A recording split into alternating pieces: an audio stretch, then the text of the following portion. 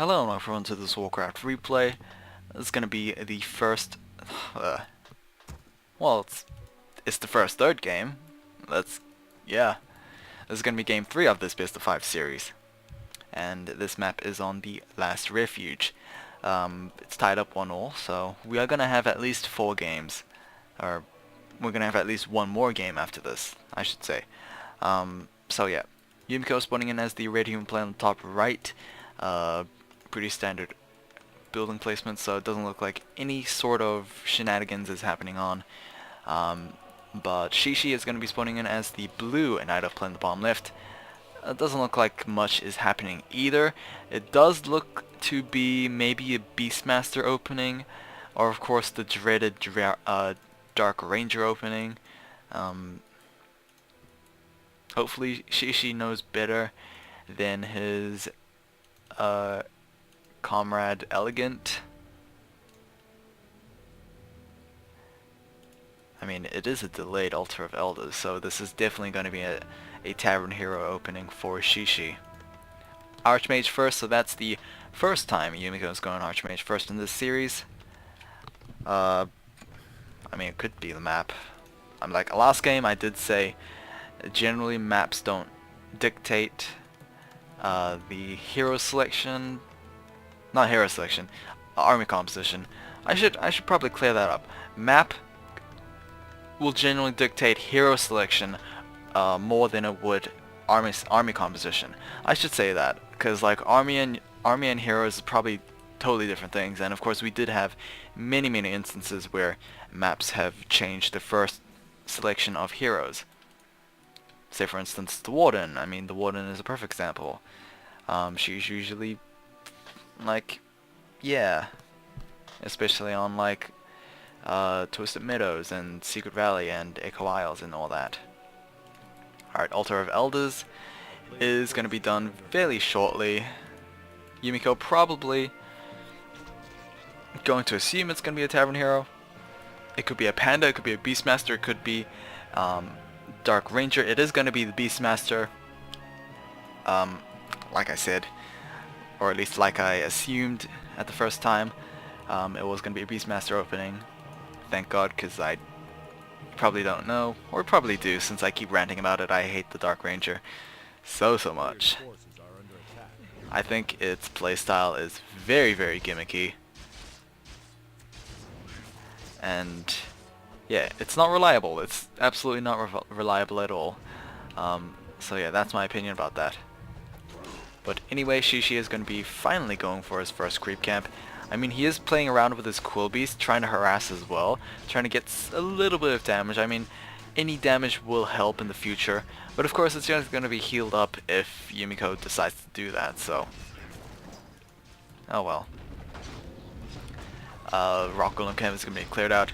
Again, one of the greatest things in the Knight of Human Arsenal is Militia, as well as like double elementals. You can clear out this incredible creep camp for, you know, just maybe a couple of militia deaths, maybe a lot of damage received, but you know, Illyria's Field of Accuracy, that's gonna be a really great item in the mid to late game stages where Yumiko will get his double sanctum / workshop units. And of course, another great arsenal for the Night Elves as well. These two races are probably the best in terms of creeping. I mean, Ancient of War creeping is pretty much the same thing as the militia creeping. It's probably not as how should I say it? It's probably not as devastating if it fails. I mean, sure, you lose an Ancient of War. This is what I've been thinking in the top of my head, but if you lose a couple of militia, then your lumber supply is going to be pretty bad. So yeah, that's my thought process on it. If you lose Ancient of War, yeah, sure, you lost a couple of resources, but you know, pay money to get money. It's generally the same concept of that. But anyway, Sobi Mask for the Beastmaster, Illyria's Field of Accuracy for the Archmage. Both items pretty good. Both items serve a rather different purpose. But I guess the Archmage did win out in terms of which item is better. Mainly because, I mean, the Archmage already has his Brilliance Aura. Sobi Mask, sure it's good individually, but Brilliant Aura is an AoE aura anyway.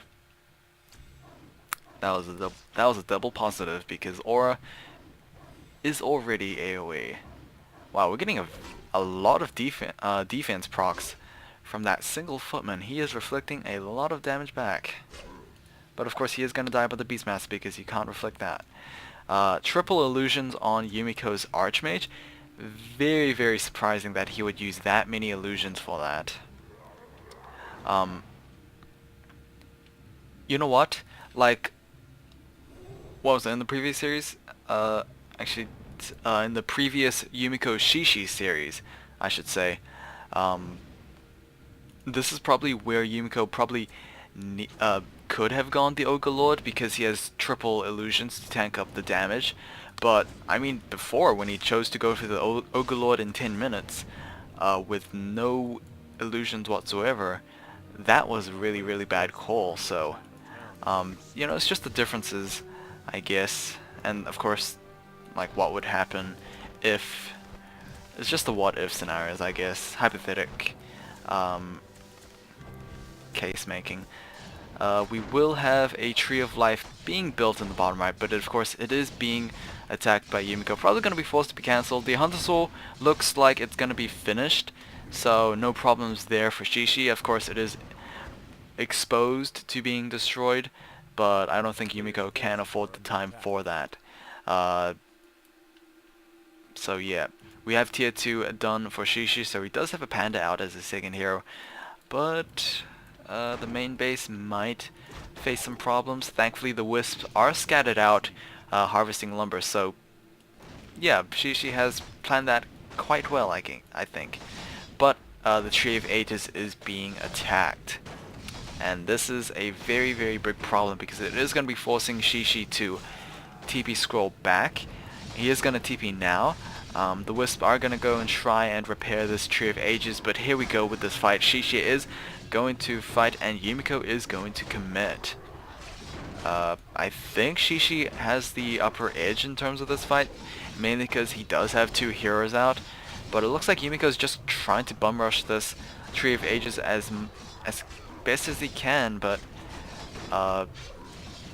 he is not committing all his units to attacking the Tree of Ages, to be honest, but XiXi is going to lose the Tree of Ages. Despite the elementals not attacking the Tree of Ages, that was huge. Wow. We have level 2 on the Banner of Brewmaster, so we will be able to get that Drunken Flame out. We have the Thunder Lizard out as Thunder Hawk out as well, so that was a huge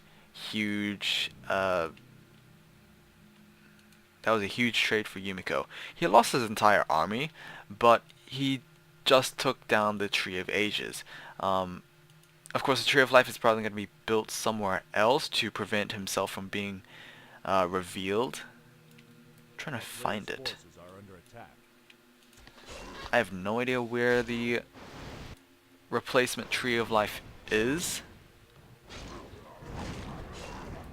But yeah, TP scroll at Yumiko's expand. We have 4 Shadow Priests. Wow, we have more healers than actual units. Oh, but the Ogre Mauler is being hired up. This is, I guess, a great alternative for Yumiko. Instead of wasting time in replacing his army with just normal standard units, he's just going to hire up every single one from the mercenary camp. Of course, it's not the most effective because he didn't choose the ones that can soak up as much damage as possible, i.e. the Shadow Priests. Every single Shadow Priest was taken down, unfortunately, so yeah, that's a bad thing. Of course, we do have double Ogre Maulers, so I mean they're great, I guess, but yeah, I pretty much ran out of things to say. I could not find any Tree of Life anywhere, so I have no idea if XiXi was being revealed or not. That was pretty devastating, I think. Anyway, hopefully you guys have enjoyed this one. Great plays from Yumiko, to be fairly honest. The series is now 2-1. I'll see you guys in game 4.